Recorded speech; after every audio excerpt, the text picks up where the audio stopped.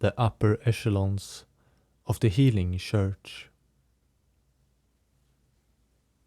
Harald delighted in the soothing song of the choir, sung by the church's orphans. It was one of the efforts of the church that he was most proud of. Since many orphanages around Yharnam were already funded by the church, he had developed an institution that would be more integrated with the church itself.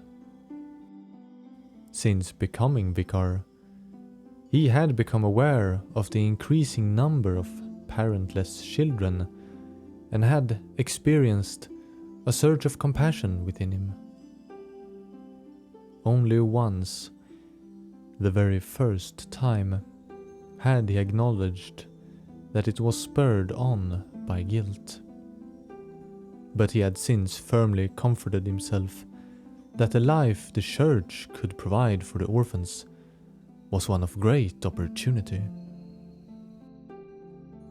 With a curriculum that gave ample accessibility to pursue both science and theology, the children became the church's own little thinkers.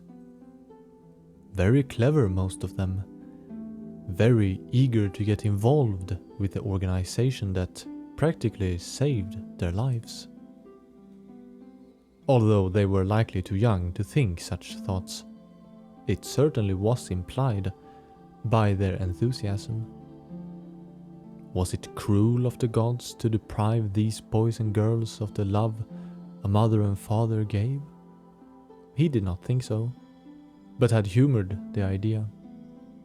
Instead, they would one day be given prime positions in the church's hierarchy, having literally spent their entire life engrossed in its teachings. And they were delighted to play the part of an unseen thinker. It made these performances all the more satisfying to watch. Like he truly was a father to them, in a sense. They ended their piece, and he stood to applaud them. There were only a pair of orphanage caretakers attending the rehearsal besides him. Very good. Excellent. The teacher complimented them as they shuffled down from the stands, eager to occupy their young minds with new activities. The conductor scrambled to lay out the generic information while he still had them within earshot, such as next rehearsals and some nitpicking criticism. The herd of students walked in a row down the center aisle between the benches towards the exit, where Harald positioned himself. They all greeted him as they passed, varying from a simple nod, a smile or a phrased greeting. He nodded approvingly at them, quite enjoying their adoration genuinely. On purpose, one of them dallied behind the group upon seeing him. Very good, Harald praised as he came up to him. You are all quite the little choir. Very pleasant to hear you all sing. Thank you, sir. I presume you are ready? I am. The teacher was all right with me skipping chemistry. It is a valuable craft. I hope I do not drag you away from important studies. No, sir. I was ahead of class anyway. Harald let a proud smile play on his face. Very good. Off we go then. The two of them left the upper cathedral ward, mostly housing the church higher echelons and the orphanage, a place remote from the populace. They walked down the cathedral's many levels and eventually emerged in the main chapel. As they passed the grand altar afore the divine statue. Oscar, the young boy, delayed to behold the bestial skull adorning the altar. Harald noticed his fascination. "What are you thinking about?" The Vicar. Such a sacrifice. What was he like? Stained was his memory of the Vicar's later days. The days when he could fly into maniacal fits of rage upon trivialities. On other occasions he could be so absorbed in himself and his thoughts, it felt like talking to someone asleep. He pointed to the headless statue of the woman pouring a jar down at the praying, pleading statues, behind an empty throne with a golden coffin beneath it. "Why do you suppose the saintly mother lacks a head?" He looked at the young boy, pondering the question for a moment before continuing. "See, all we have left of the first Vicar is his skull. Beastly as it is a relic of a saint. It shows that even in his horrific form, we cannot forget the saint that he is and what he did for our town. Much like how the saintly mother of old blessed us with blood in the past.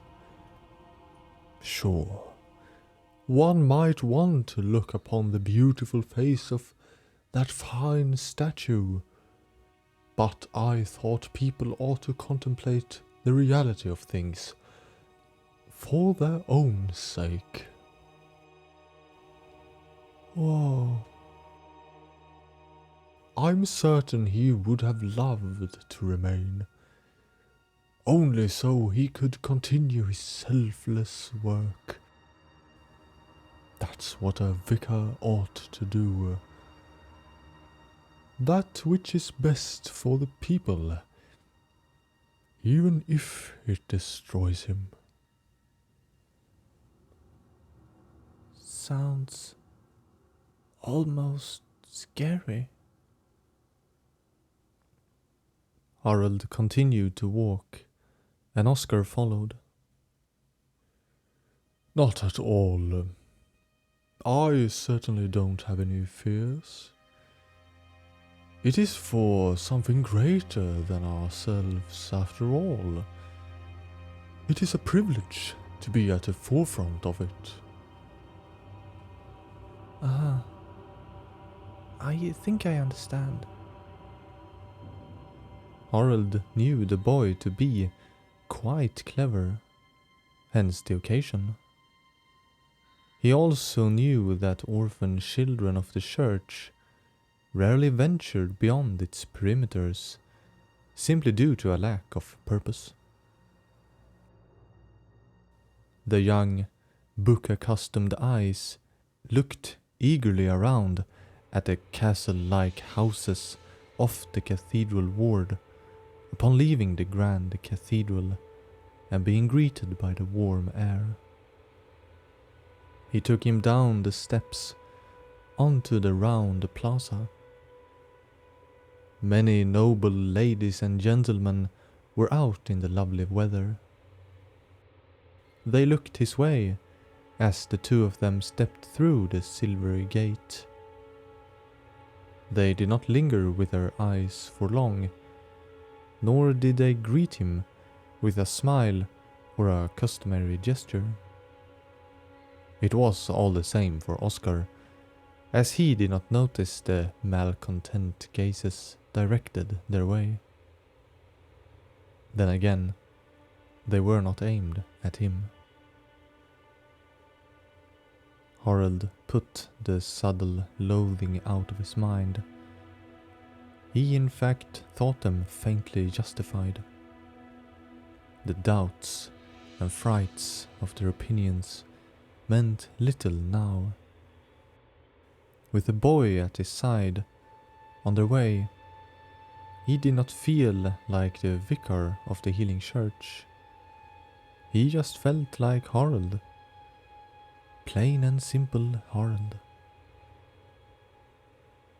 They arrived at a building just at the edge of the plaza.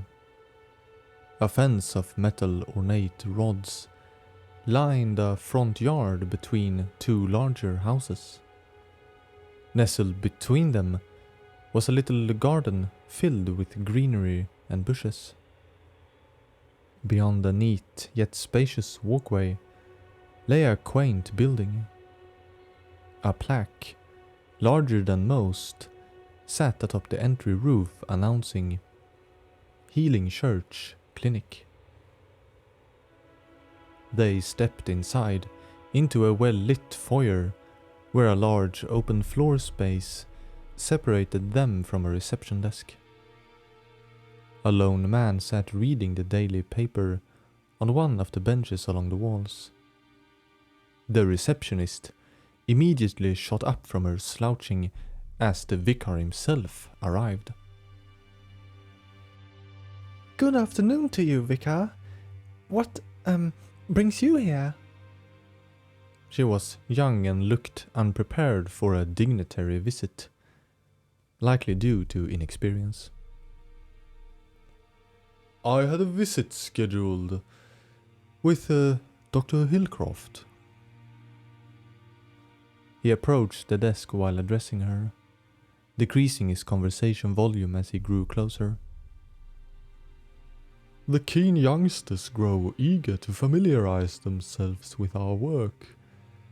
A refreshing venture from the library's books, wouldn't you say? He folded his hands together and placed them on the wooden surface. Oh, I see. Yes, certainly, Master Vicar. She turned her head down to consult the ledgers. There we are. The doctor is expecting you in room number 3, to the left here. My thanks, dear. He knocked on the table and headed towards the left side of the desk, through a doorway that was marked with Patient Halls 00 to 10. Oscar had drifted off towards something he found more interesting while he was talking to the woman and now hurried to catch up to him. Harald knocked on the door with the numbers 0 and 3. After seconds passed, a distracted voice came from the door.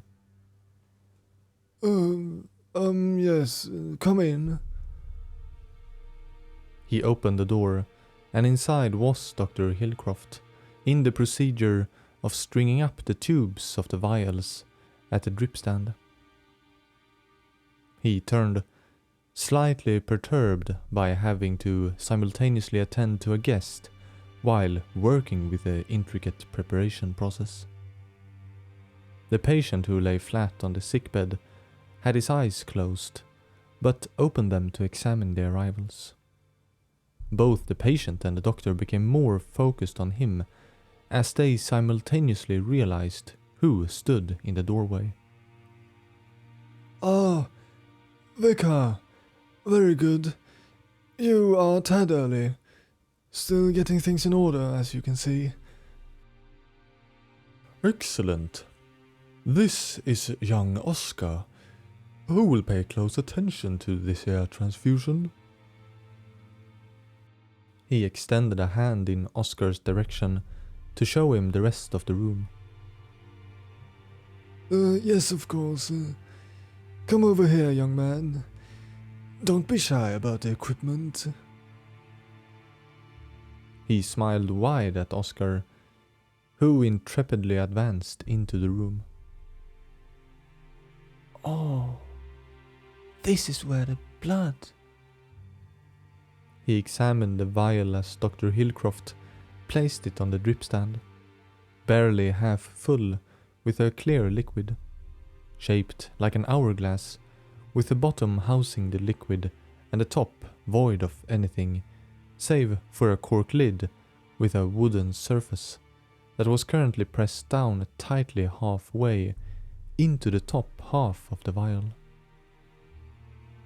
Oscar was so absorbed by the practice that he jolted at meeting the patient's eyes, having forgotten his manners. Sorry, I did not mean to stare. The man smiled, shook his head, and placed his hands casually over his stomach, fingers folded like in prayer. Not to worry, young sir. Reassured, Oscar smiled and resumed his studies. Harold noted that the patient looked kind enough. His left eye was slightly sloped downward, just a bit more than the other, barely noticeable, but still disturbing the symmetry. He took a seat by the door, confident that Oscar's eagerness would not need further guidance. Will you take some blood first? Oscar asked the doctor as he returned with a needle. That is correct. A pinch is extracted, so the blood types can easily assimilate? Once again his excitement had forwent his manners.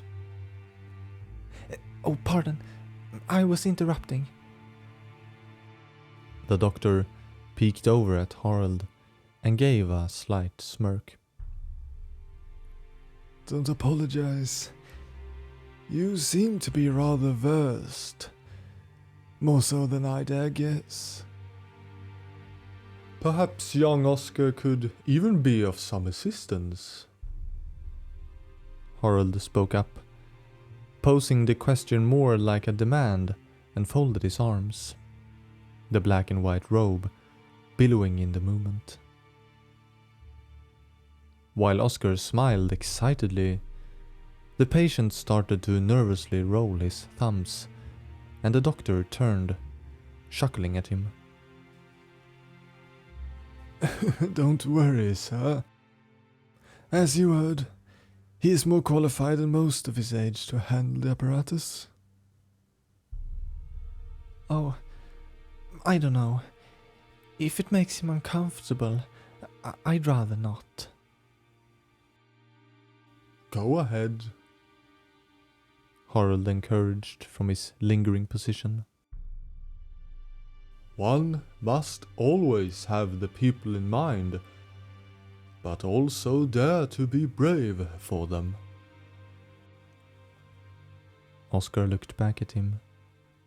He furrowed his brow and bit his lower lip. I'll do the complicated part. You just observe quietly for now. Dr. Hillcroft declared as he attached the long needle to the tube. Quickly and practiced, he pierced the skin with a point. Right. Now, you see that knob? He pointed to the cork lid in the apparatus, currently lowered in the vial. 4 metal rails ran along the upper portion of the glass and held the lid in position. Pull it gently upward to draw his blood into the vial. Not too quick, and only a smidgen. Oscar moved to stand behind the administration device, having it between himself and Harold.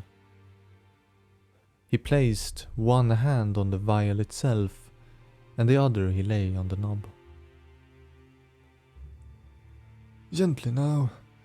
It is a bit resistant.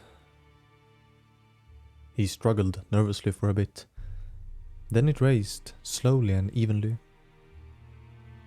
the tube was lined by a traveling red streak. A cloud of crimson darkness formed within the clear liquid. That's good. The doctor said and stood up. Oscar released the knob immediately. Hillcroft plucked a small laboratory vial, completely red, from an adjacent desk. He unscrewed the knob from the lid and poured the contents into the mix. Then he unlatched a hinge to raise the entire vial in the stand above the lad's head, the liquid within now wholly red. And that's it. Now we let it do the work. The patient closed his eyes. It was clear the blood's potent powers were already affecting him. A pleased smile spread over his face. Have you read upon the procedure, young man? I have, several times. Splendidly performed, Oscar. Harold stood and gestured an applaud without a sound.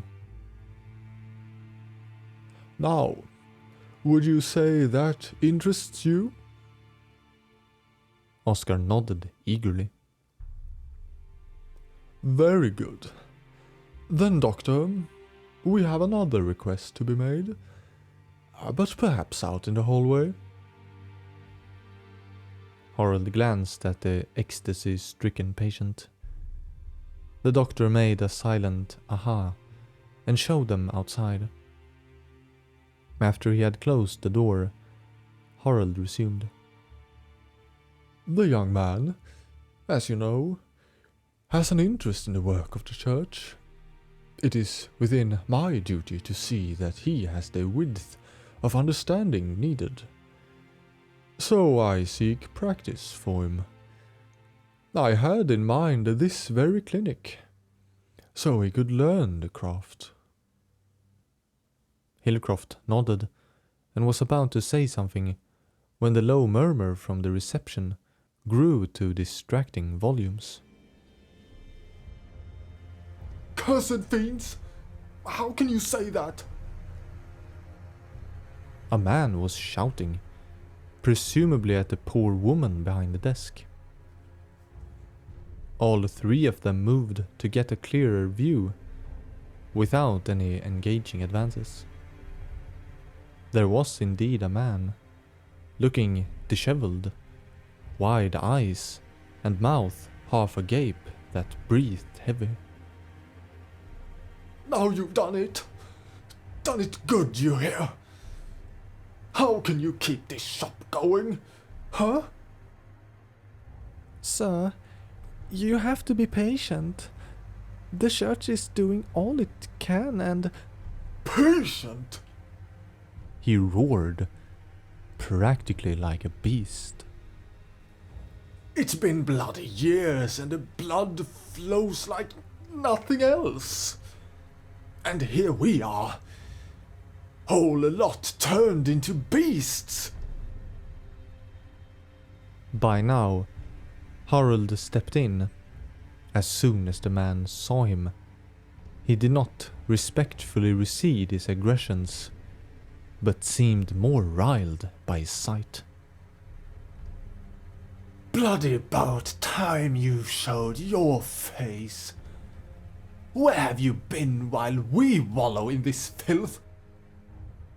Sir, we have all suffered greatly at the scourge, but we must endure together, by each other's side. Oh, load of rubbish. You have no care for who you pump full of blood. You just send the hunters after them and call it a day. What of the rest of us, huh? Us that have to lose everyone and fear for our own backs becoming hides. Huh? Sir, if you would, No! No more with you lot.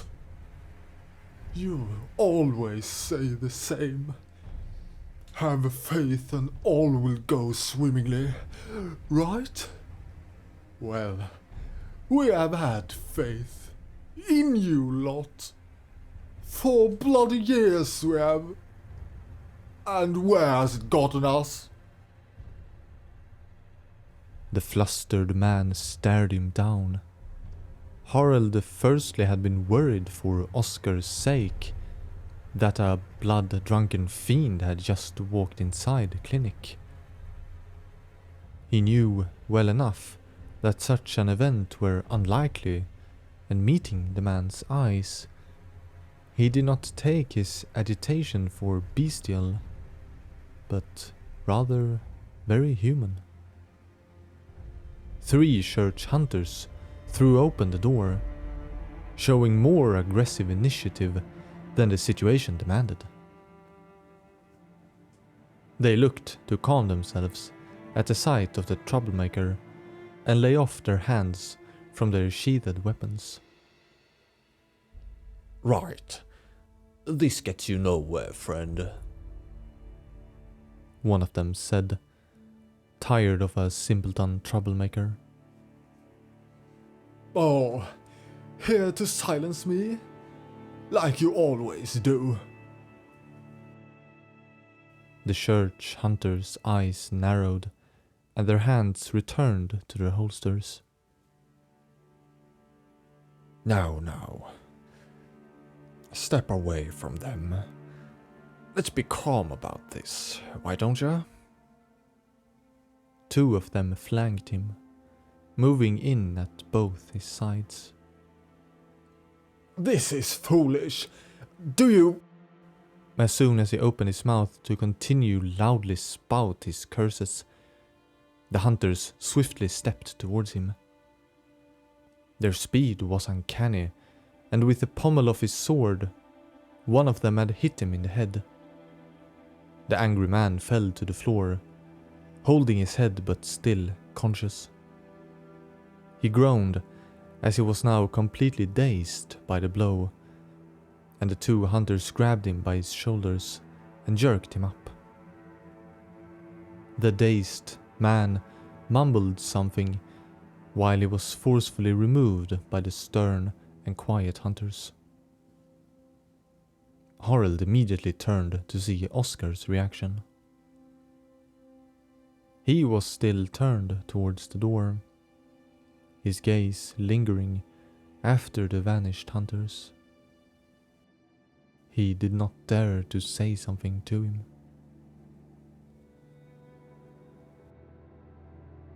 Where are they taking him? Oscar finally said, while still fixed outward. They, just home. They'll probably see him home. He seemed upset. Have you treated him before, Doctor? He turned towards Hillcroft. The doctor grimaced in surprise and shot a quick glance at Harald. He shook his head at him. No, never seen him. But that's how it can be. Not every procedure is without its side effects. You mean the hysteria? He seemed genuinely angry. I wonder. He means that sometimes the onset of beasthood can show itself like that. But don't you worry, it is not as dangerous as it seems. Few actually develop as beasts. It is more common to get symptoms like him. Small incidents. He'll likely come to in a few hours. Oscar appeared skeptical, but had not much else as a reference. Now, the hunters, they They do their best. It's hard work and sometimes... It's alright, Mr. Harold. I understand. I was just surprised. Never seen what the blood can do. Only read about it. The boy was certainly more than he appeared, and would become a great addition to the church. He was glad to see wisdom and reason could still thrive in such dark times. I would very much like to begin my apprenticeship here. There is so much I do not know yet.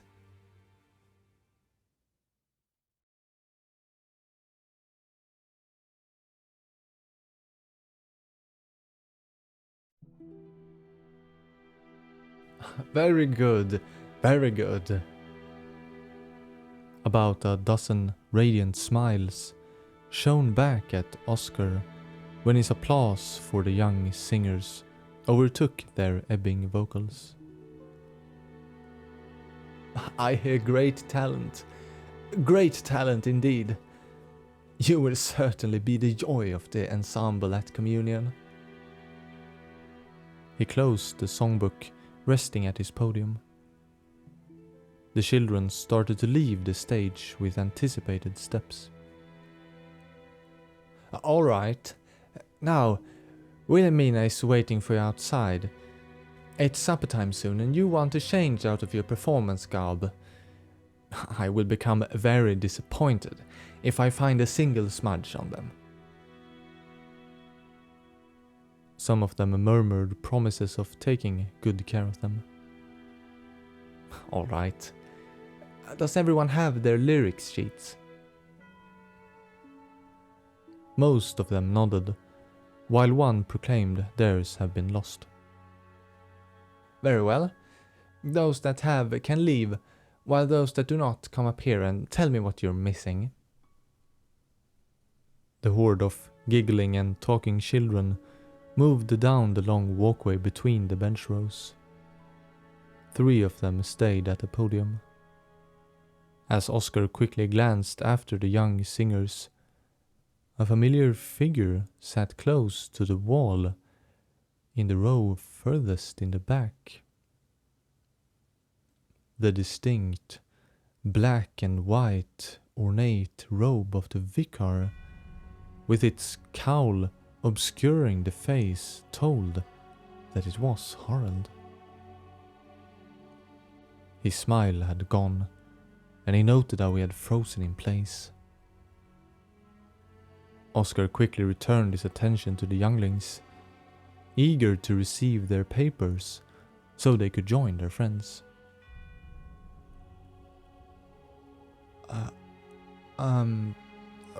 What are you missing? Him too. No, 3.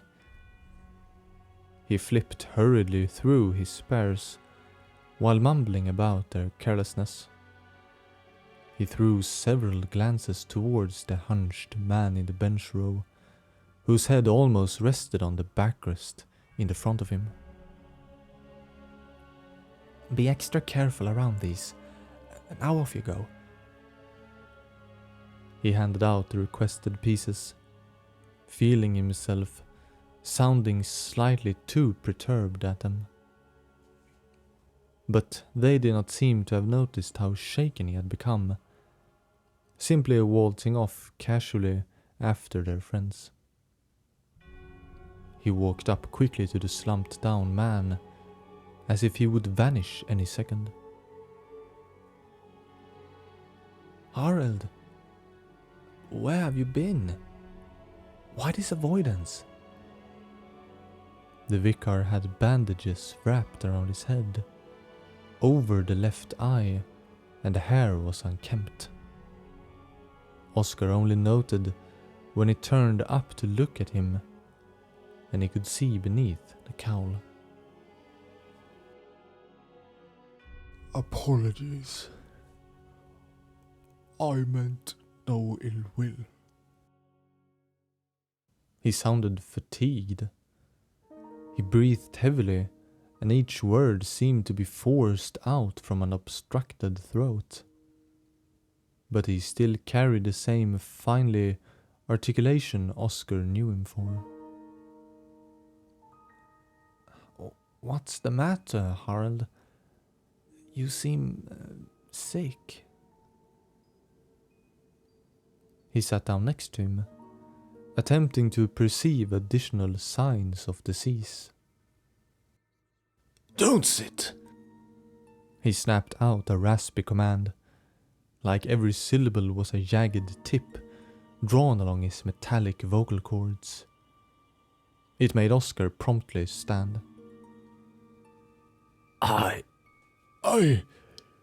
We are leaving. He stood up. Though it had been some time that the vicar had been withdrawn, it did seem like he was much taller than before as he towered up from his seat. To where? It is time. You are the only one I can leave this responsibility to. Come. Oscar had no choice but to follow his old master. Harald, please. Is something wrong? They departed the orphanage and headed towards the main structure of the cathedral. He never spoke a word. They entered into the research hall. Judged by the surprise many looked towards them with, Oscar's own experience of lacking contact with the vicar had not been exclusive. Some even attempted to query him of his absence, but were promptly dismissed. Having made it to the bottom floor, and upon entering down a cellar stairwell, he finally spoke. I fear that I might not succeed. But the church must unlock this truth. It is beyond us. But we are so close. Oscar felt a creeping fear for the man, somewhat induced by the damp and dark atmosphere. He began to worry if Harald had grown irrational. Was there a chance he would cause him harm? He chased his worries away, deciding to trust in the vicar. That their past meant too much. They arrived into a place that reminded him of a dungeon. The ceiling was curved in a wide arc that stretched in a long corridor. Thick wooden doors led into different rooms. He did not know if they indeed could be cells. Harald stopped outside a doorway leading into a dark, narrow corridor. He stood there, glaring into the darkness, as if afraid of it. I'm so sorry, Oscar. He finally said. He spoke in a hoarse tone, sounding utterly pitiful. I would not wish any harm upon you, but your mind, it is destined for greatness. And I was but a fool. Oscar put a trembling hand on the slouched vicar's shoulder, despite having grown so tall. He gently tried to turn him around, to see into his eyes. Although it was a gentle nudge, the Vicar remained firm where he stood. He turned his head all the way back. The hood fell from his head.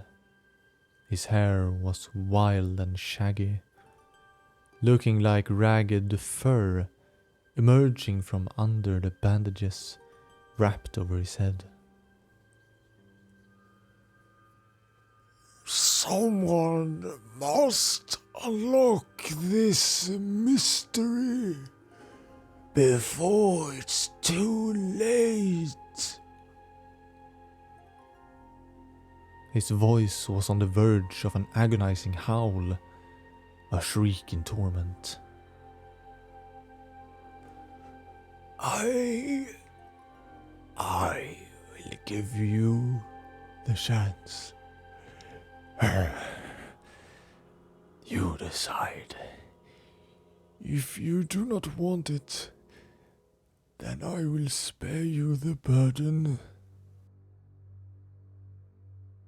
He turned to face him. His eyes were red and sunken. He looked sick, but not from any sort of disease. The type of sickness that plagues the mind, the temper, and the perception. But you are the one with the chances to succeed. You are the brightest of them, and my final intelligent act would be to make you succeed. But you must know the truth. Oscar had no concern for the truth. He had no fears for what it might be. He only wanted to unburden the Vicar. Such was his duty to the church. Tell me. Harald closed his eyes, seemingly from both relief and pain. He bit his lips and crumpled up his face, like the words he was preparing were sour. He removed a golden pendant from his neck and held it up to him. This once belonged to Laurence, the first Vicar. Go on. You take it now. He looked at Harald, expecting that he was not really intended to take it. But his gaze urged him to do just that. Open it. He fumbled after a way to open it. He dug into the slit at the side with his nails and forced it open. Inside was a perfectly round stone. Written onto it was a rune of sorts.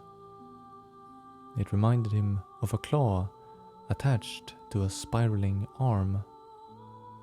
In the locket's lid was an inscription that read, "Fear the old blood." "What is this?" he asked.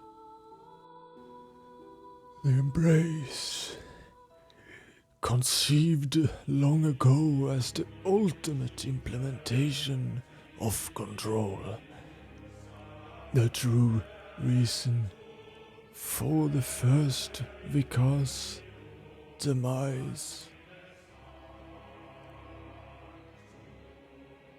Perhaps it was fortunate for Oscar that words alone could not shake one, for the impact would have surely killed him.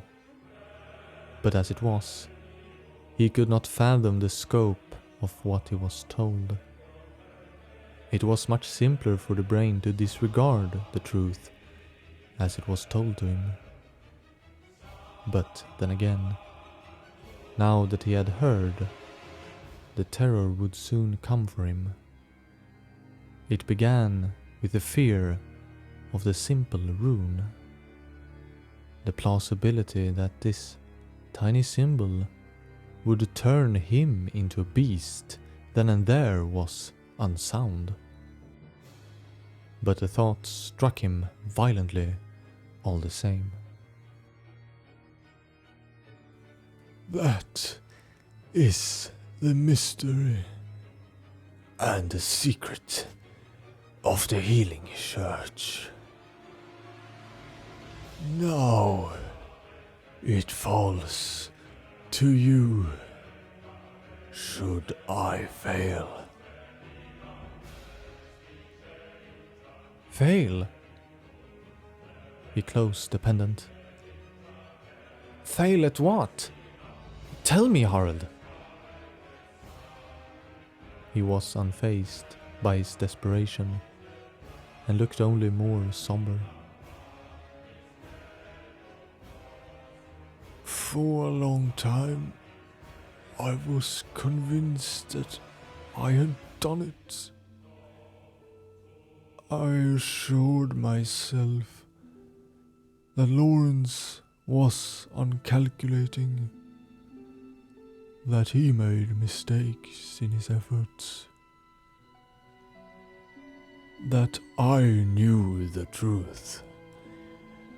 I approached it carefully, with not as much blood as he. He suddenly looked up at him and lurched forward with desperate eyes. It was working, I tell you. It truly was. I felt myself growing greater and greater. I increased the doses as I grew. My mind touched upon things beyond. My understanding was unparalleled. He had started to reach his hands out at him. Long, unkempt nails so close to him. But then they fell limply to his side, and his head turned down. He turned his palms upward and looked down at them as they trembled. But I was wrong. Somehow I was wrong.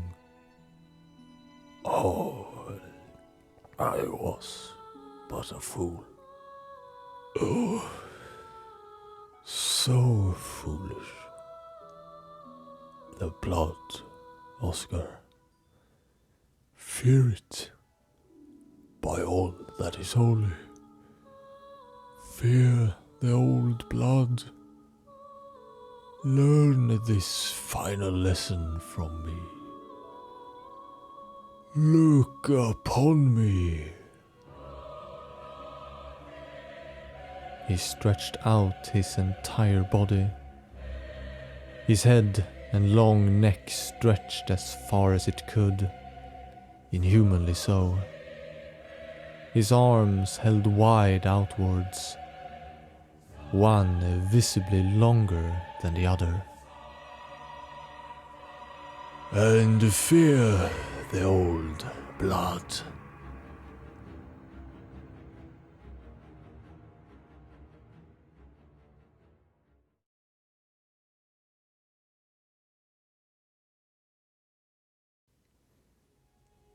Oscar scratched his head. He bit his lip nervously. He sat up from the luxurious armchair and stood still, looking over his new office.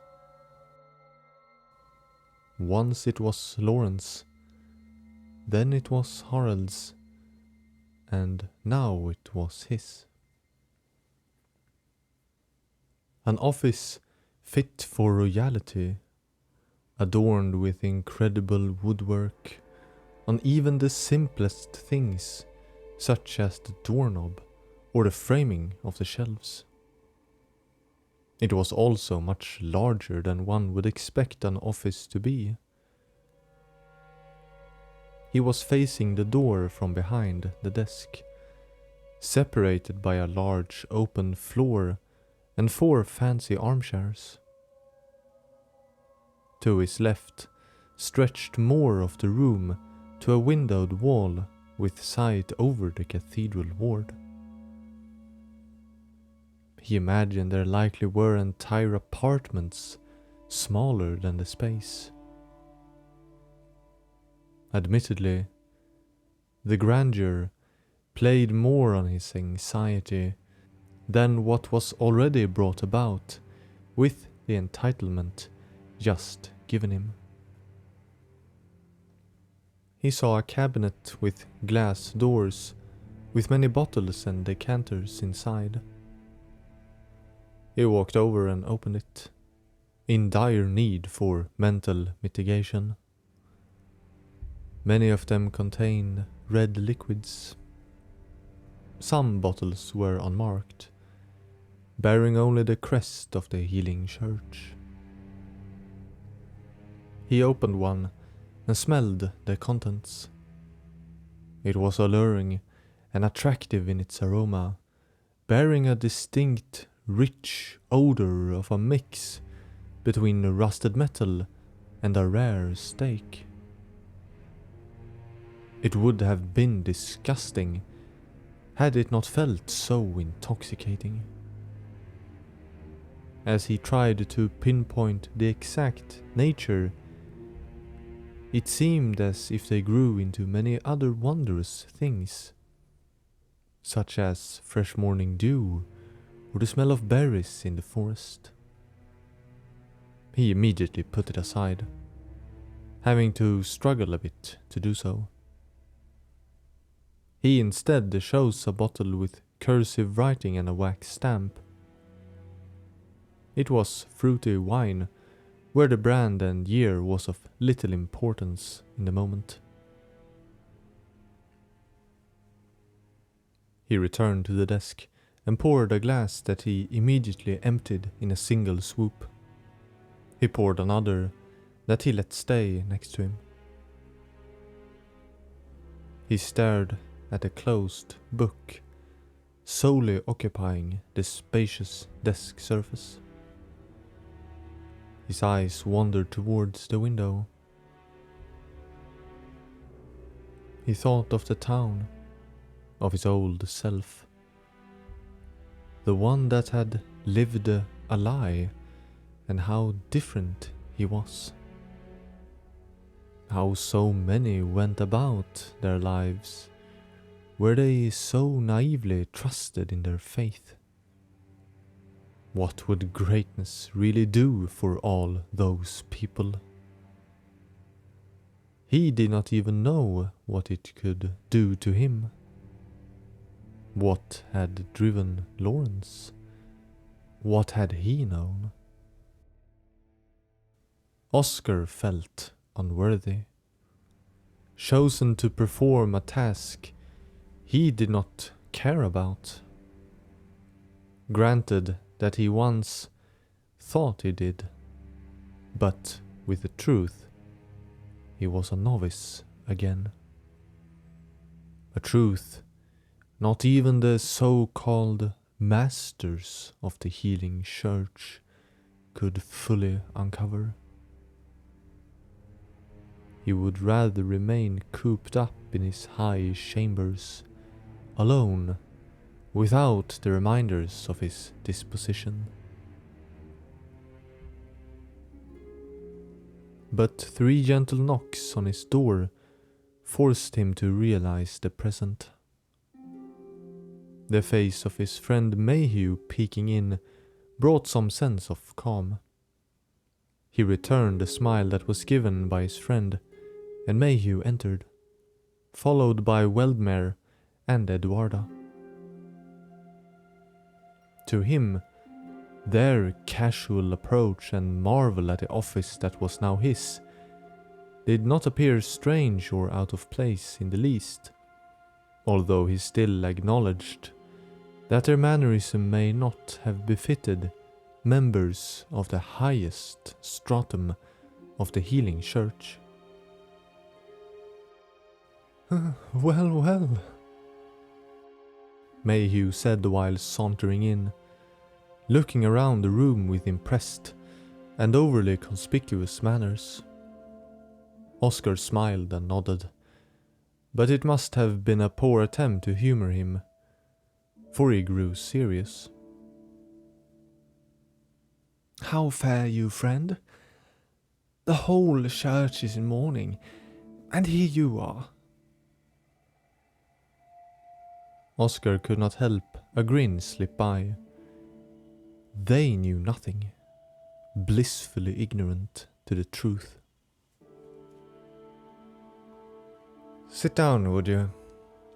Help yourself to some wine. He gestured towards the flask. The three of them sat down in the dark leather armchairs in front of his grandiose desk. Oh, what is it? Weldmere asked as he reached for the flask. I don't know, actually. Tastes rather sweet. He looked at them and mused at their excitement and awe. He did not want to spoil it, but preserve them in their moment. But he had to tear down the lie.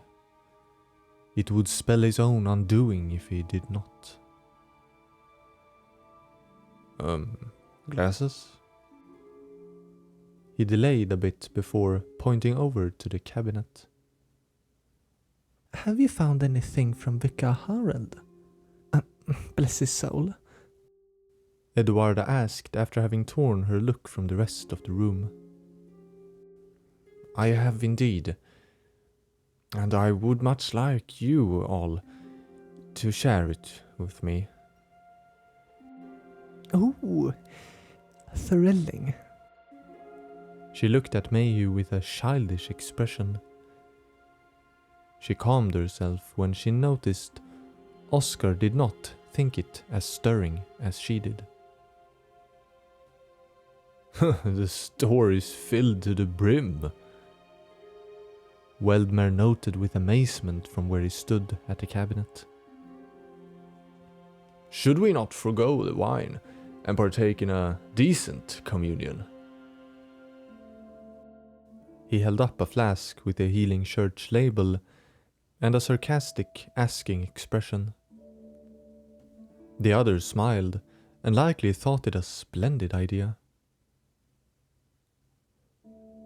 Later. Just hear what I have to say first, alright? He returned the crimson flask and only retrieved the 3 glasses. Alright, Oscar. Is it something unpleasant? He wondered as he sat back down. I ask you to share something with me. His voice trembled slightly. Of course. He faced them all in turn, locking his eyes with theirs. A part of me now wishes I never knew. The other may thank and praise the gods for the revelation.